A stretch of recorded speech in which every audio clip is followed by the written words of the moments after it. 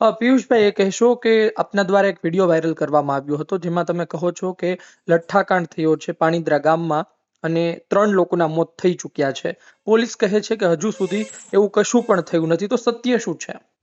નમસ્કાર ધાર્મિકભાઈ, જી. મને તો એ નથી સમજાતું કે દારૂ વેચનારા બુટલેગરો અને લઠ્ઠાકાંડ કરીને સામાન્ય લોકોનો જીવ લેનારા લોકોને પોલીસ શા માટે બચાવવા માંગે છે?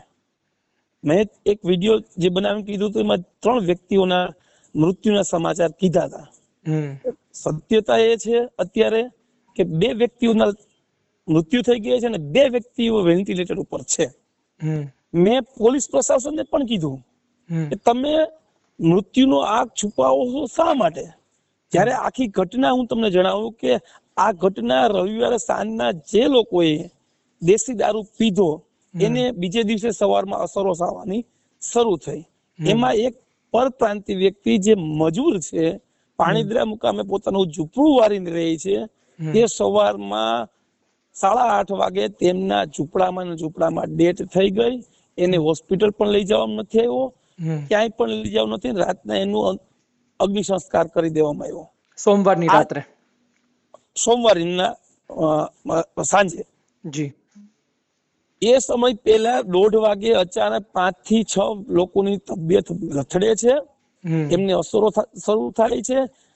એ 5 લોકોને હોસ્પિટલાઇઝ કરવામાં આવે છે. છેલ્લે એને જુનાગઢ હોસ્પિટલમાં લઈ જવામાં આવે છે, જ્યાં જુનાગઢમાં 5 માંથી 1 વ્યક્તિની રાત્રા સોમવારે ડેથ થઈ જાય છે. પણ પોલીસ શું કહે છે, પ્રશાસન શું કહે છે કે તો એને એટેકને કારણે થઈ છે. જ્યારે 5 વ્યક્તિઓ એકી સાથે દારૂ પીધો છે, નહીં પાણીદ્રા ગામના છે, પાણીદ્રા ગામ આજુબાજુના વિસ્તારના છે. જે સાથે જે છે એ પરિવારો કહે છે કે અમારા સાથે આવેલા 5 માંથી 1 વ્યક્તિનું ડેથ. માનનીય એસપી સાહેબ શું કહે છે કે તપાસનો વિષય છે, ફોરેન્સિક આવ્યા પછી અત્યારે તો ખાલી અમે એટેક છે એવું પ્રસ્થાપિત થાય છે.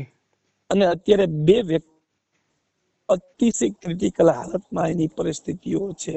ઈ પછી આ વિડીયો મેં બનાવ્યા પછી 1 વ્યક્તિની તબિયત લથડે છે, એમને પણ હોસ્પિટલાઇઝ કરવામાં આવે છે.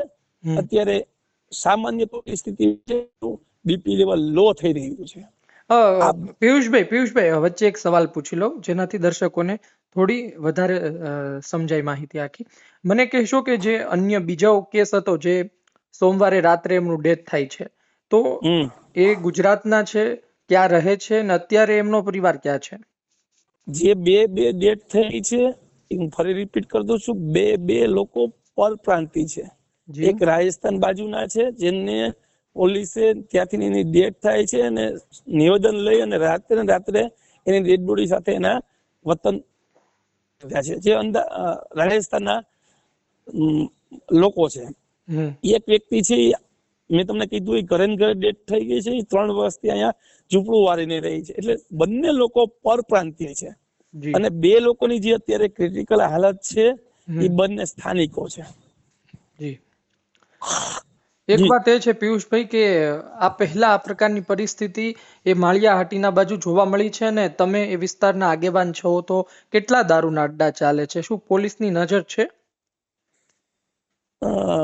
ધાર્મિકભાઈ, હમણાં તો આ વિસ્તારમાં છેલ્લા 1 વર્ષ થયા ખુલ્લેઆમ દારૂ વેચાઈ રહ્યો છે. પોલીસની દેખરેખ નીચે દારૂ વેચાઈ રહ્યો છે.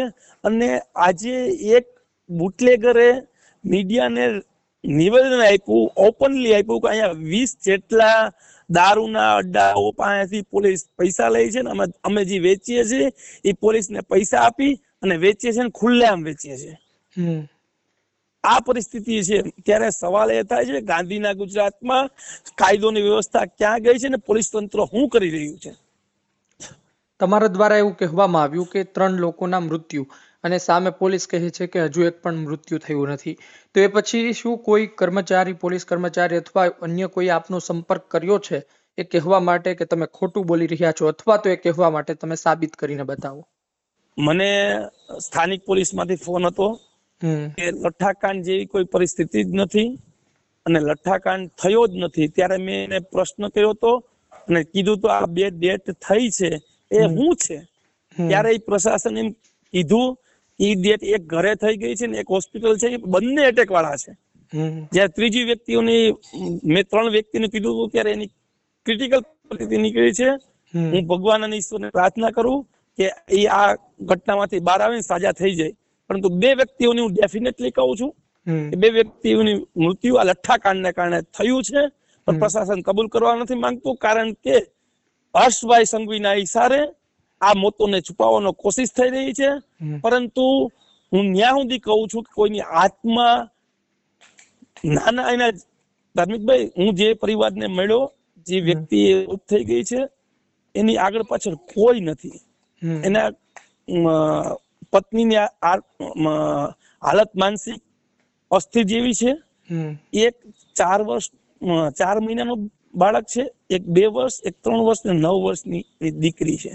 આગળ કોઈ એની આગળ પાછળ કોઈ કમાવા વાળું નથી. 9 વર્ષની દીકરી ઉપર આ નાના દુઃખ સાથે કેવું, આ 9 વર્ષની દીકરી ઉપર એનું ઘર છે. વિચાર કરો. અને છતાં પણ સરકાર આવું છુપાવવા શા માટે માંગે છે? ને એ લઠ્ઠાકાંડના આરોપીઓને એ સમજાતું નથી. છેલ્લો સવાલ આપને પૂછી લો કે આવતીકાલે તમને કહેવામાં આવે કે તમે આ પ્રકારના નિવેદન આપી રહ્યા છો, આ પ્રકારની વાત કરી રહ્યા છો, તમે સાબિત કરીને બતાવો, અથવા તો તમારી પાસે કોઈ પુરાવા હોય તો રજૂ કરો, તો શું કોઈ રિપોર્ટ અથવા તો કોઈ ઓડિયો અથવા કોઈ વિડીયો તમે રજૂ કરી શકો? સાહેબ શ્રી, જે પાણીદ્રા ગામમાં ડેથ થઈ છે એનો તો મંત્રી સાહેબને એમના ડોક્યુમેન્ટ કરવા પડશે, એમના મૃત્યુ સર્ટિફિકેટનો દાખલો આપવો પડશે. બીજું કે સિવિલ હોસ્પિટલમાં જે ડેથ થઈ છે, બરાબર છે, એનું મૃત્યુ સર્ટિફિકેટ સિવિલ હોસ્પિટલ આપવું પડશે. આમાં સાબિત કરવાની વાત જ ક્યાં છે? એટલે કહેવાની વાત એ છે પિયુષભાઈ કે દારૂ પીવાના કારણે આ મોત થયું છે એ સાબિતીની વાત છે. કદાચ આવતીકાલમાં પૂછવામાં આવે, આપણને બંનેને પૂછવામાં આવે કે તમે આ વાત કરી રહ્યા છો, તમે કોઈ પુરાવો તમારી પાસે છે? પુરાવો મને ગમે ત્યારે અડધી રાતે પોલીસ બોલાવશે તો આ જ વાત અત્યારે જે કરી છે આપની સાથે એ જ વાત કરીશ. અને પુરાવા તો જે લોકોને હોસ્પિટલે ગયા છે એનું રિપોર્ટ આવે તો ખબર પડશે ને આ તો હોસ્પિટલે ગયો જ નથી જે વ્યક્તિ, બરાબર છે. ત્યાં એક વસ્તુ ધાર્મિકભાઈ ક્લિયર છે, જો આ વ્યક્તિઓના ડેટ થઈ ન હોગે, બંને લોકો દારૂ પીધેલી હાલતમાં હતા અને મૃત્યુ થઈ, અને એ પછીના 5 લોકો જેની હારે દારૂ પીધો છે કે ત્યાંથી દારૂ લીધો છે, એમનું પણ આખું ગામના સરપંચ છે એ બધાનું કહેવાનું એક જ છે કે આ ઘટના દારૂ પીવાને કારણે આ લોકો ઉપર આ ઘટના બની છે. અને સમગ્ર પંથકમાં આ વાત કોઈ નાની વાત તો છે નહીં, છુપી તો રહેવાની નથી. જયારે કોઈનું મૃત્યુ થાય છે કોઈ નાની વાત નથી, છતાં પણ પ્રશાસન આ રીતના પોતાના બચાવ કરવા માંગતી હોય તો આ ગુજરાત માટે ખૂબ જ દુઃખદ વાત છે. જી, હવે છેલ્લો સવાલ એ પણ પૂછી લઉં સાથે કે એક વર્ગ એવો હોય છે કે જેમની દલીલો હોય છે, અલગ અલગ સોશિયલ મીડિયા યુઝર્સના કોમેન્ટમાં પણ લખતો હોય છે કે ભાઈ એ તો દારૂ પીવા ગયો ત્યારે મર્યો. હવે એક વર્ગ એ પણ કહેતો હોય છે કે ભાઈ દારૂ પીનાર જ દારૂ બંધ કરી દે પીવાનું તો પછી આવું કશું થવાનું જ નથી. આ લોકોને તમે શું જવાબ આપશો? પેલા તો આ ગાંધીનું ગુજરાત છે, અહીં દારૂ ક્યાંથી ને આવ્યો એ મોટો પ્રશ્ન છે. કેટલા જણા મોત થઈ ગયા ને કોને ફોન કરીને કીધું એ મહત્વ નથી. મેં અધિકારીને જેનો મને ફોન આવ્યો એને મેં પણ એ જ વાત કીધી કે આ ગાંધીનું ગુજરાત છે, દારૂ ઉપર સખ્ત પ્રતિબંધ છે અને લોકો મરી જાય છે ત્યાં સુધી દારૂ મળતો હોય તો આ કઈ પરિસ્થિતિમાં આપણે જીવી રહ્યા છે.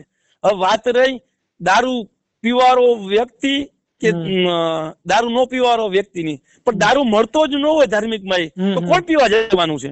જી, સત્યતા એ છે કે દારૂ મળે છે, ખુલ્લેઆમ મળે છે, એટલા માટે આવી ઘટનાઓ બને છે.